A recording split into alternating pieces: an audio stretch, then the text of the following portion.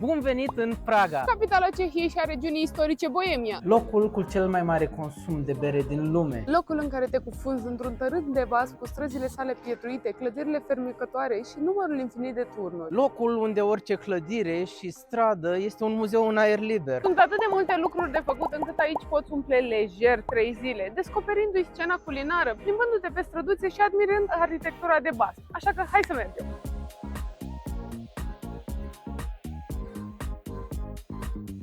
Călătoria noastră începe de la cel mai emblematic obiectiv din Praga, podul Carol, care și-a numele de la regele Carol al IV-lea, în timpul domniei căruia regatul Boemiei a avut una dintre cele mai înfloritoare perioade din istorie. Boemia, de altfel, este ceea ce era înainte statul ceh și o bună parte din istoria sa. Tot în timpul acestui rege Carol al IV-lea, despre care vă ziceam mai devreme, s-au ridicat și foarte multe monumente din acest oraș, el practic construind Praga pe care o vedem astăzi și o admirăm atunci când o vizităm.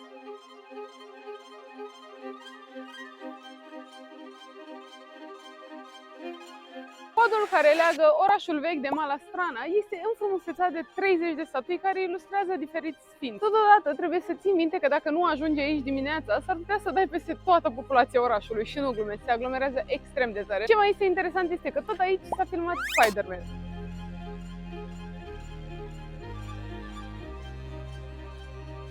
Motivul pentru care aglomerația este așa de mare este, 1, pentru priveliștea minunată pe care o ai asupra orașului de jos, dar și pentru că aici se adună foarte mulți artiști stradali și ai parte de foarte multe momente muzicale sau poți chiar să-ți faci o caricatură.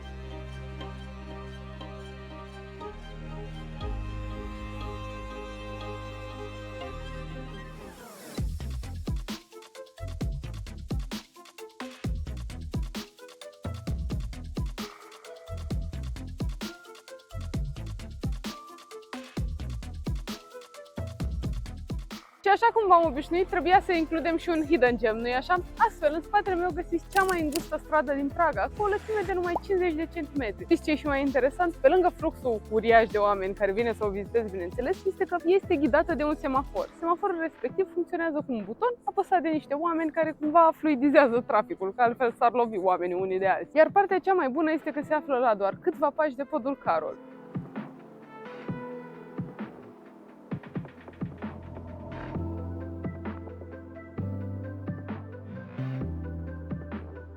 Atunci când vizităm Praga, există mai multe zone de interes din punct de vedere al obiectivelor turistice. Acestea ar fi orașul vechi, orașul nou, orașul de jos și cetatea, bineînțeles. Partea bună este că sunt destul de aproape una de alta și vei face maxim 20 de minute pe jos. Astăzi ne vom concentra pe orașul vechi și începem din centrul istoric al acestuia, care este principala piață publică încă din secolul al X-lea și găzduiește foarte multe monumente interesante, dintre care ar trebui să nu ratați Columna Mariană, pe care o regăsim în mai multe orașe din Cehia, fiind construită pentru a comemora victimele ciumei medievale. Cea de aici, din Praga, însă, a fost construită pentru a comemora războiul de 30 de ani ce a avut loc în secolul al XVII-lea. Astfel, în piața orașului vechi am regăsit o columnă mariană din 1615 până în 1918, fiind apoi dărâmată de către cehi, crezând că este un simbol al opresiunii monarhiei habsburgice. După Revoluția de Catifea au existat mai multe cereri de reconstrucție a acesteia, însă mereu au fost refuzate fără un motiv. Totuși, în 2020, din nou fără un motiv, a fost aprobată construcția columnei.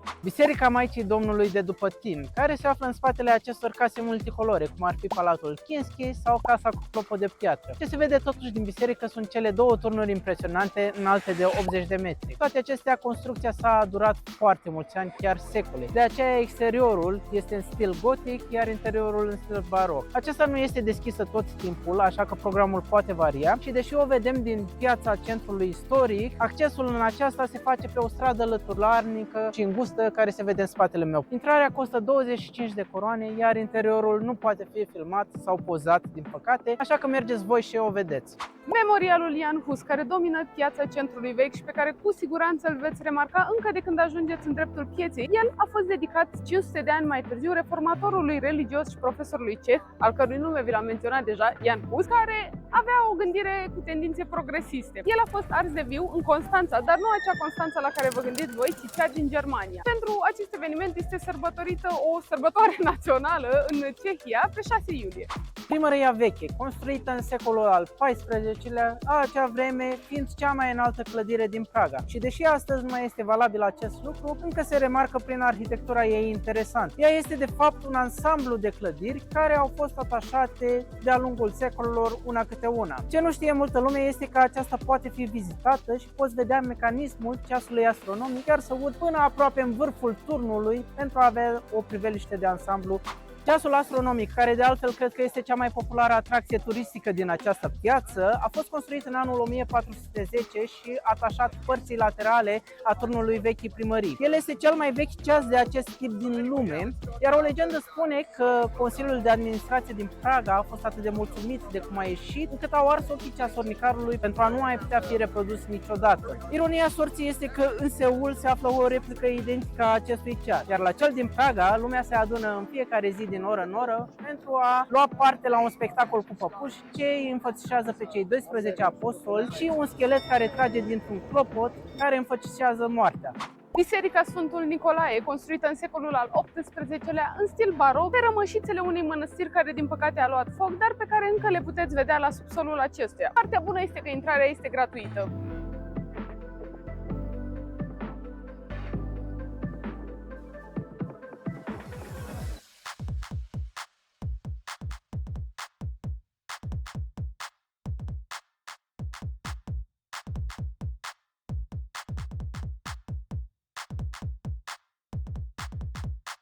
Pe lângă piața principală din centrul istoric, în orașul vechi vei mai găsi foarte multe obiective interesante. Unul dintre acestea este piața Havelske, care este cea mai veche piață din acest oraș, datând din 1232. Pe vremuri era mult mai mare decât astăzi și se întindea până pe o stradă paralelă. Ea nu a avut de altfel nici numele pe care îl are acum de la început. Într-o vreme, în secolul al XVIII-lea, jumătate din stradă era numită strada Cărbunelui, deoarece ăsta era obiectul principal ce era comercializat, iar jumătate strada verde, datorită legumelor și fructelor ce erau vândute. Numele de Havelske a apărut abia în 1870 și a fost luat de la o biserică alăturată care se numea Sfântul Havel și care era una dintre cele 4 parohii importante din oraș. Totodată această biserică a fost destul de importantă și pentru mișcarea husită. Astăzi, în această piață vom mai găsi în continuare fructe și legume, ca în orice altă piață, dar este și un loc foarte bun de unde să vă luați suveniruri pentru că le veți găsi mai ieftin decât în alte părți ale orașului.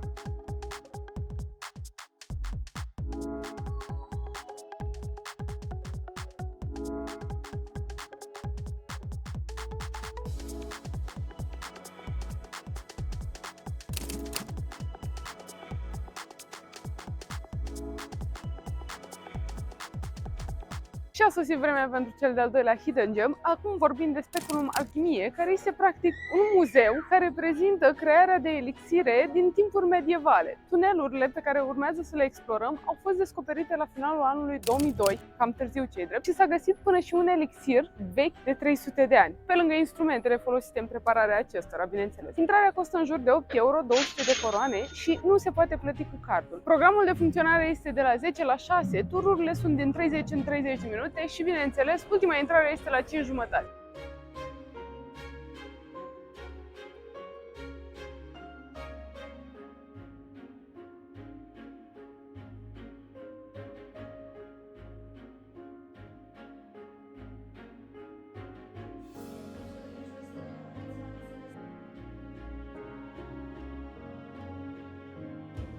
Tot partea orașului vechi din Praga este și cartierul evreiesc, care are o semnificație destul de importantă pentru că aici se află una dintre cele mai vechi comunități de evrei din Europa, datând din anul 965. Ei au ajutat la prosperitatea pe care a avut-o orașul de-a lungul timpului, cea mai înfloritoare perioadă pentru ei fiind în timpul regelor Maximilian al II-lea și Rudolf al II-lea, când jumătate din populația orașului era reprezentată de evrei. De-a lungul timpului aceștia fie au fost expulzați din oraș, fie au trecut prin evenimente nefericite, cum a fost Holocaustul, iar astăzi mai găsim doar 2000 de evrei care locuiesc în acest cartier.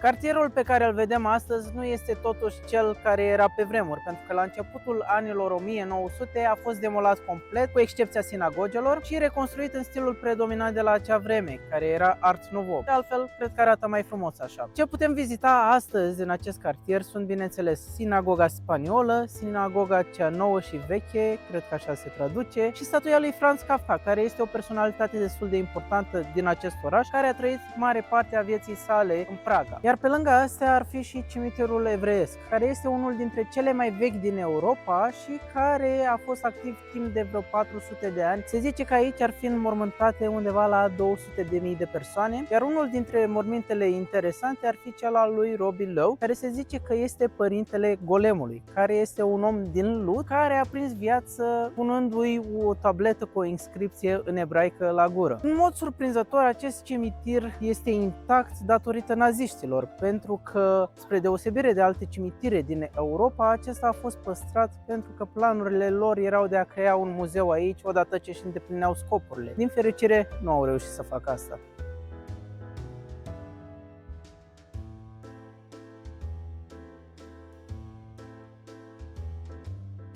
După câteva ore în Praga, am trei lucruri care deja îmi plac. Primul ar fi că este destul de liniștit, contrar așteptărilor, cel puțin până pe la ora 10-11, când încep turiștii să iasă ușor. De altfel, localnicii de aici pare că își încep destul de greu activitatea, pentru că noi am ieșit undeva pe la ora 8-9, cam așa, și nu era mai nimeni pe străzi. Al doilea lucru care îmi place foarte mult aici este că, cel puțin în zona centrului vechi, totul este destul de ușor de parcurs pe jos, adică nu vezi prea multe mașini care să te încurce și, în general, așa, ai foarte multe căi de acces pietonale. Iar al treilea lucru care îmi place foarte mult este arhitectura și, în special, mixul de arhitectură între clădiri, baroc cu gotic, cu Art Nouveau. Și bonus, al patrulea lucru, mai este decorat. Da. Chiar nu vezi, cred, cât este decorat.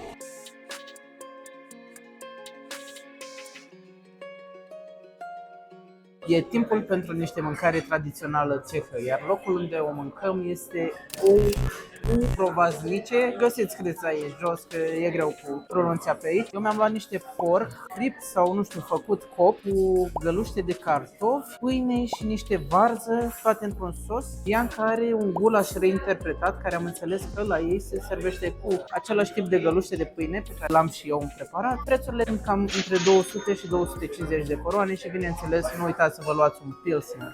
Na zdravie!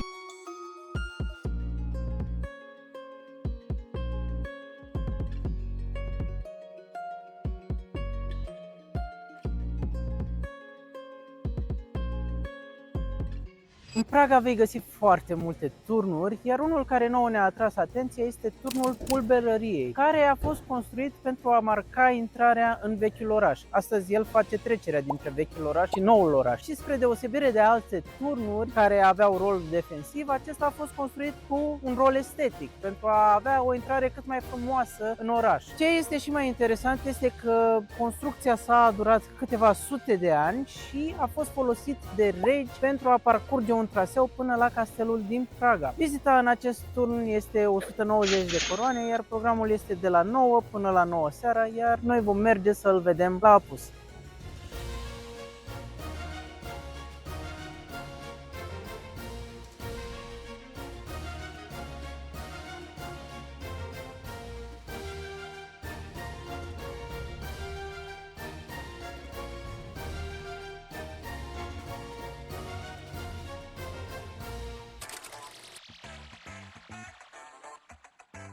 Primul contact cu Praga ne-a lăsat cu o impresie foarte bună și ne-a făcut dornici de a descoperi mai multe. De aceea, în a doua zi am căutat niște locuri mai puțin turistice, dar cu povești interesante, cum ar fi turnul infinit de cărți. Aflat chiar la intrarea bibliotecii municipale, acesta te va surprinde cu efectul creat de cele 8000 de cărți și 2 oglinzi, simbolizând infinitatea de cunoștințe pe care le poți dobândi citind. La toate astea, aș adăuga și faptul că se află chiar la intrarea în camera pentru citit și că este gratuit de vizitat. Bineînțeles, nu uita să-ți faci și niște poze ca să ai cu ce te lăuda la prieteni.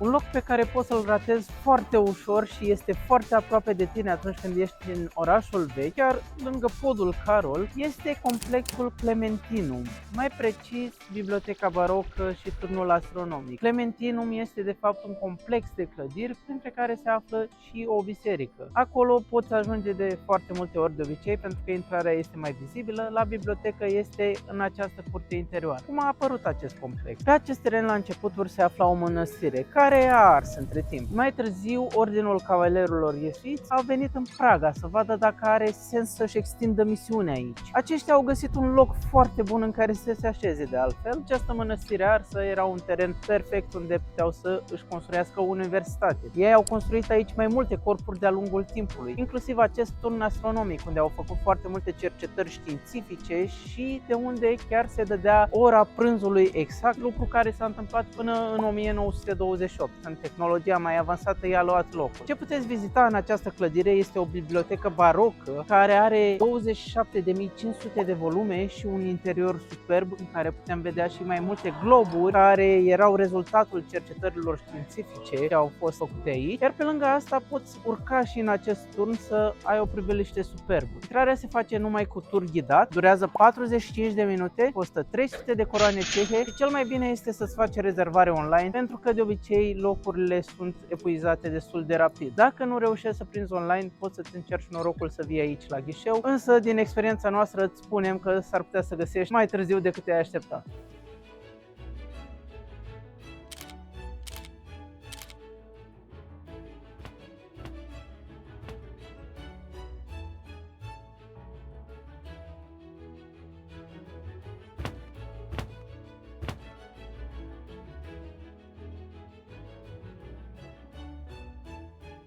Uneori căutarea de hidden gems nu este așa ușoară precum pare, așa că hai să vă povestesc prin ce aventură am trecut noi. Am fost în 4 locuri în căutarea lifturilor morții sau lifturile Paternoster, acelea care se mișcă continuu. Și am aflat bineînțeles și mecanismul lor, dar am găsit un loc pe care să ți-l recomandăm, unde am dat de un paznic atât de drăguț care ne-a zis că putem să le folosim cât vrem noi. Ele practic au apărut undeva în secolul 20 și astăzi Cehia a mai găsit 68 de lifturi, dar mai bine de jumătate s-ar afla în Praga. Noi am fost în 4 locuri, am fost în Primăria Nouă, nu funcționează, este în reparații. Am fost în Palatul Lucerna, nu funcționează, este în reparații. Și am fost și în Palatul Adria, unde nu mai există, dar lumea recomandă că să mergi să le vezi acolo. Și o doamnă drăguță de acolo ne-a spus de locul acesta, al cărui nume nu-l știm exact, ea ne-a direcționat către Praga One.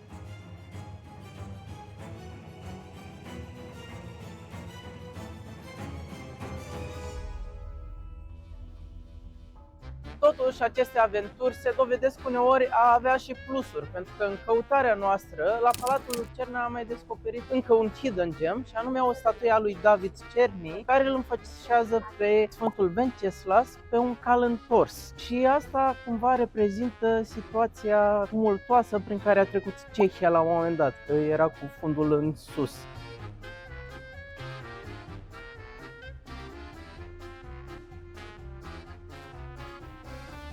Scena culinară, dar și cea de street food este foarte variată în Praga, iar una din chestiile pe care ar trebui să le încercați ar fi o variantă a lor cu chiurtoș, care este umplut cu tot felul de topping-uri. Noi ne-am luat cu fistic, are și căpșuni pe dinăuntru și înghețată. Și cât costă unul? 150 de coroane, Nu, varianta asta și 190 de coroane. așa, dar erau și la 120, alea puțin mai simple și se cheamă târdlenic sau ceva în genul. Găsiți scris jos. Tot.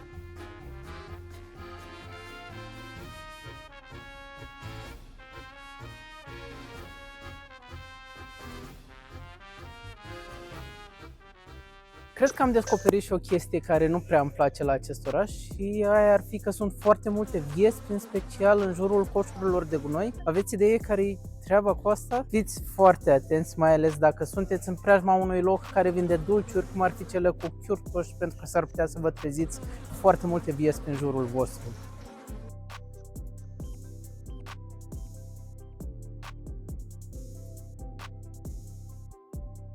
Un alt lucru care s-ar putea să nu-ți prea placă la Praga este că vremea poate fi imprevizibilă și de multe ori să plouă sau doar să fie înnorat, să fie o burniță de asta ușoară. Partea bună este că ai destul de multe alternative pe care să le faci, care nu implică plimbatul în aer liber. De aceea vei găsi o varietate foarte mare de muzee, de la figurine de oțel până la muzee de istorie sau orice subiect care s-ar putea să te intereseze. Caută pe Google muzeul, insert subiect și s-ar putea să găsești ceva pe gustul tău. Totuși, muzeul pe care l-am ales noi este Muzeul Berii Cehe și asta pentru că berea în sine face parte din cultura cehă. Am ales să vizităm acest muzeu pentru a descoperi cum este fabricată berea și care e povestea din spatele berii cehe și a brandurilor producătoare care se bucură de succes și astăzi. Ai aici ocazia de a atinge diferite tipuri de malți, de a mirosi hamei, de a afla unde se clasifică Republica Cehă din punct de vedere al producerii și al consumului global de bere, dar cel mai important, de a descoperi cum berea ajută la formarea și păstrarea culturii cehe. În subteranele muzeului se aflau cândva puburi, unde oamenii obișnuiau să se adune și să stea de vorbă la un pahar. Două momente care sunt marcate și în tur ar fi în timpul perioadei de aur, când oamenii se întâlneau aici pentru a vorbi despre politică în limba cehă și e importantă limba în care o făceau pentru că discutăm de o perioadă în care aceasta era pe cale de dispariție. Iar cel de-al doilea moment cheie este marcat și de încheierea turului muzeului prin 4 beri pe care ai ocazia să le deguști în locul unde în perioada comunistă se adunau oameni în timpul pauzelor de masă pentru socializare. Da, în timpul programului de lucru veneau și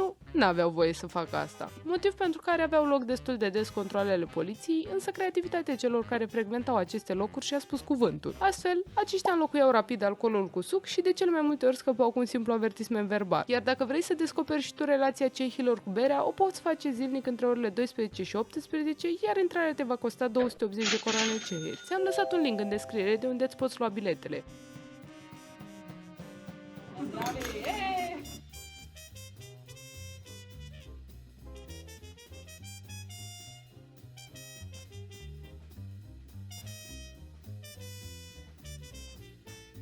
Iar dacă vrei să scapi de aglomerația din orașul vechi din Praga, ar trebui să faci o vizită pe una din insulele de pe râul Vltava. Da? În Praga găsești insule. Și nu orice insule. Ca să ajungem pe aceasta, care se numește Strelechi, am mers pe un pod de unde am coborât cu un lift. De altfel, de pe acest pod ai o priveliște minunată și asupra podului Carol, dar și asupra castelului. După ce ai coborât aici, poți să te plimbi. Există și niște rulote cu street food, care acum din păcate erau închise, dar probabil cea mai bună parte este că poți vedea nutrii aici. Totuși îți recomandăm să nu le dai de mâncare pentru că, conform unor panouri de aici, împrăștie destul de multe boli și nu este recomandat să intri în contact cu ele.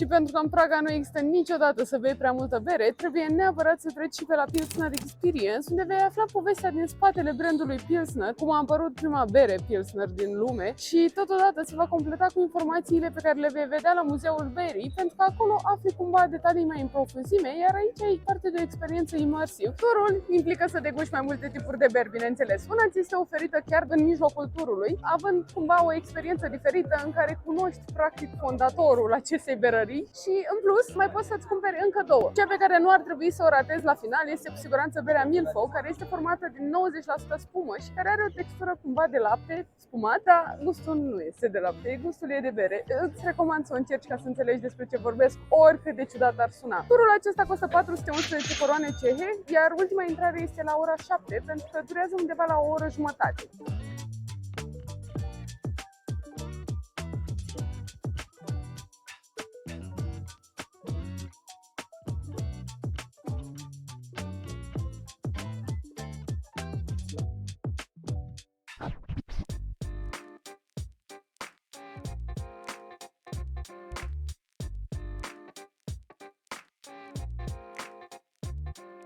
Ok, am fost la Muzeul Berii, am fost la Pilsner Experience, am două experiențe foarte tari ce implică bere. Însă știați că în Praga găsiți spa cu bere? Da, și când spun spa cu bere, chiar nu glumesc. Faci baie într-un fel de bere, pentru că este o cadă cu apă amestecată cu camei și niște ierburi care de-a lungul timpului au fost folosite ca tratament pentru piele datorită efectelor sale benefice. Iar tot amestecul ăla nu te-ai așteptat, dar miroase a pesto. Și partea faină este că toată experiența asta cu masaj inclus durează o oră jumătate, ai bere nelimitată, îți torni câtă vrei tu și costă 170 de euro pentru 2 persoane. Dacă totuși nu vrei partea de masaj, atunci vei plăti 100 de euro pentru 2 persoane. Spaul la care am fost noi, de altfel, este destul de renumit aici, se numește Bernard Spa și au și propria lor berărie. Iar la finalul experienței acesteia ne-au dat și câte un cadou din partea lor, practic câte o bere din colecția lor pentru fiecare. Și puteți să bucuiți toată experiența asta prin Get Your Guide. Vă lăsăm noi un link în descriere ca să o găsiți mult mai ușor.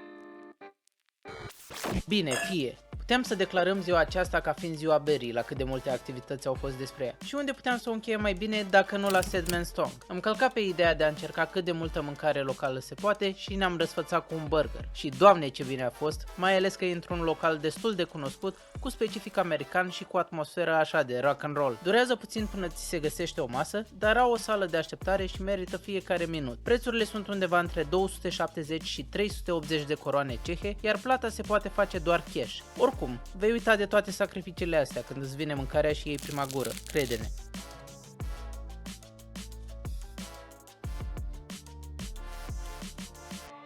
La zdravie!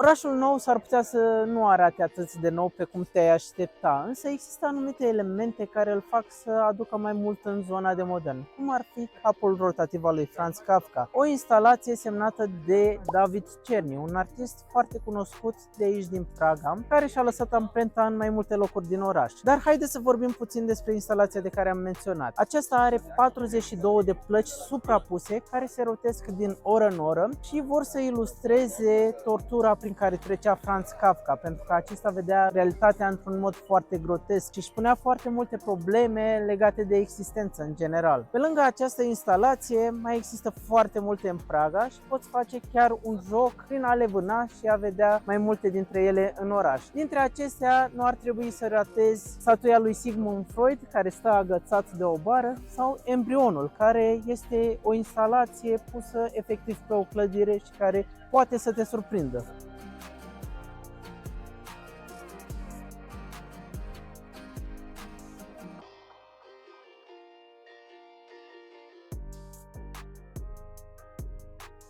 O ultimă atracție din orașul nou este Dancing House sau Casa Dansatoare, care este o structură ce contrastează foarte tare cu clădirile medievale din restul orașului. Ea a fost proiectată de renumitul arhitect Frank Gehry și este inspirată de doi dansatori celebri, Fred și Ginger. Accesul în aceasta poate fi făcut prin intrarea într-o galerie de artă, de unde poți urca și la un bar cu rooftop și să servești o băutură cu priveliștea frumoasă a orașului.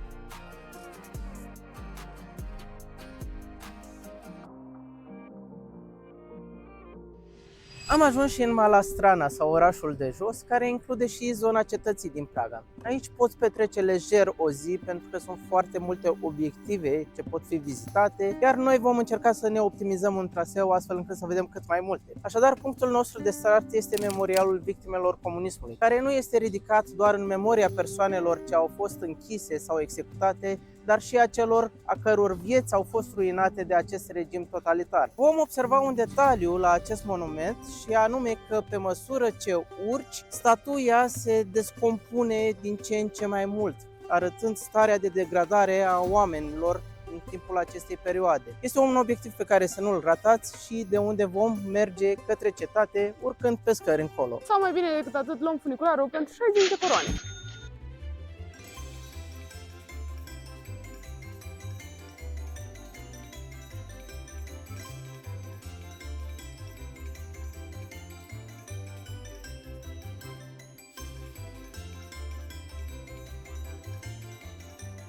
Imediat ce vei ieși din funicular, te vei trezi în niște grădini unde ai mai multe obiective pe care le poți vizita. Primul dintre acestea este faimosul Tur Petrina, unde poți urca cu 220 de coroane cehe pe jos sau mai adaugi 150 de coroane și vei lua liftul și vei avea o panoramă asupra orașului. Al doilea lucru, chiar la baza turnului, este un carusel vechi de 200 de ani, despre care se spune chiar și un șeic persan l-ar fi vrut și ar fi oferit o sumă enormă, însă tradiția e tradiție, iar familia care îl are a decis să-l păstreze. Asta te va costa 100 de coroane cehe de adult.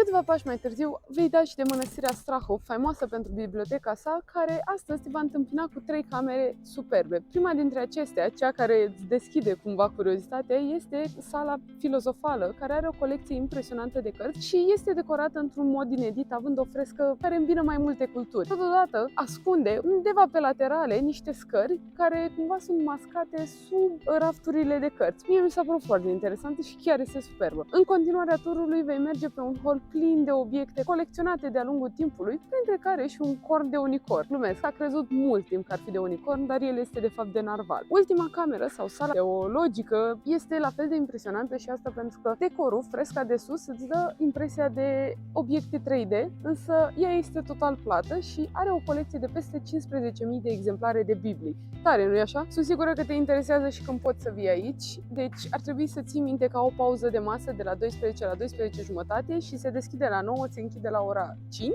iar o intrare costă 150 de coroane cehe pentru un adult.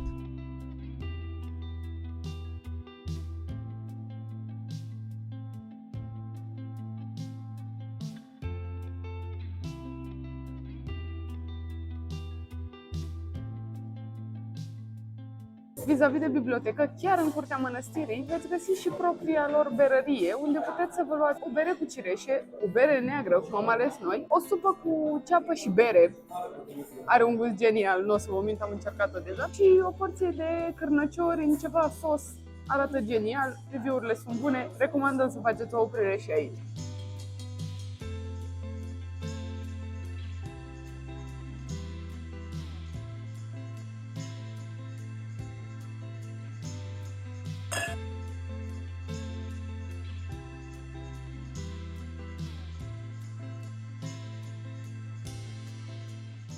În drumul spre castel de la mănăstirea Strahov, ai putea să mai faci câteva opriri dacă vrei să mai explorezi zona, cum ar fi Piața Loreta, cu frumoasa biserică Loreta, cartierul Novi Svet, care este un fel de Montmartre al Pragei, unde obișnuiau să locuiască foarte mulți artiști și unde sunt foarte multe case colorate și decorate frumos, până vei ajunge în Hradnaci Square, unde se află și Parlamentul Cehiei, unde poți asista la schimbul de gardă ce are loc din oră în oră, iar dacă vei fi aici la ora 12, poți lua parte la o ceremonie mai amplă.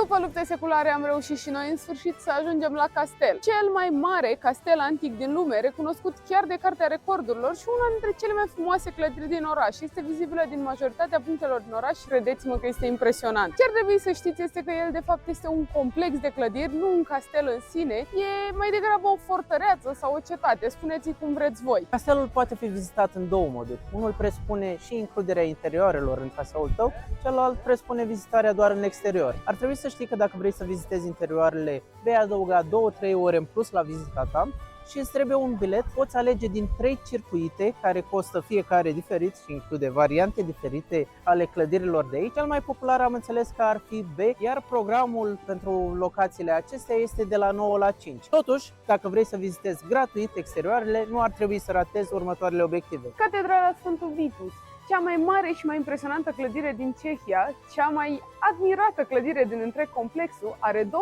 turle gotice gemene și mi se pare că în general seamănă foarte mult cu Catedrala Notre-Dame de Strasbourg. I-a luat 600 de ani să fie construită complet și are detalii de la podea și până în tavan. Fii atent că se închide la 5 fără 20. Ciudată oră, nu-i așa?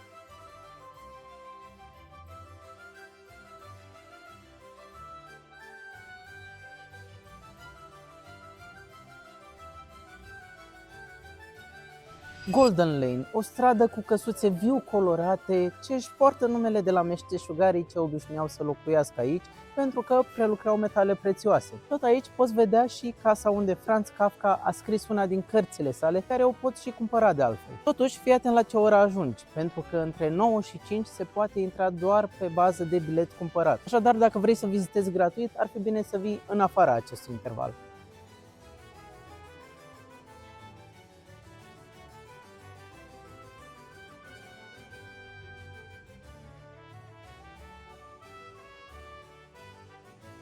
Dacă ai nevoie de un moment de respiro, atunci poți veni în grădinile castelului, care sunt deschise în fiecare zi de la ora 10 și se închid la ora 8 în lunile iulie și august. Însă, ar trebui să verifici ora de închidere pentru că aceasta variază în funcție de luna în care ești aici. Totodată, acest punct este un bun punct de plecare către Malastrana.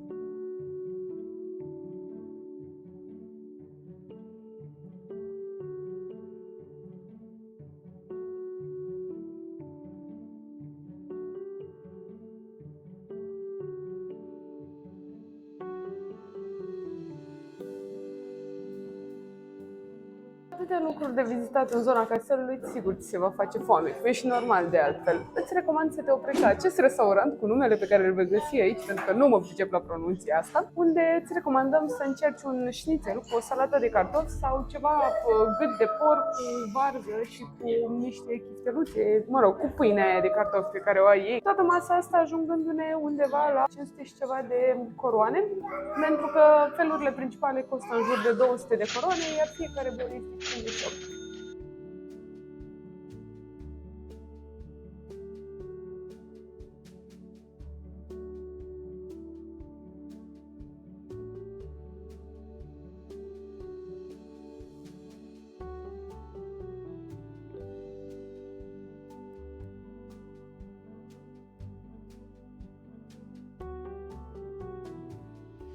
Cam asta a fost Praga, un oraș care ne-a surprins cu totul și cu multitudinea de activități, arhitectură frumoasă. Efectiv este un oraș în care putea să te întorci și mereu găsești câte ceva nou. Iar până data viitoare nu uitați să dați un like dacă v-a plăcut acest videoclip, să dați subscribe ca să fiți la curent cu tot ceea ce postăm, inclusiv cu clopoțelul de notificări, share-uiți cu prietenii și ne vedem data viitoare.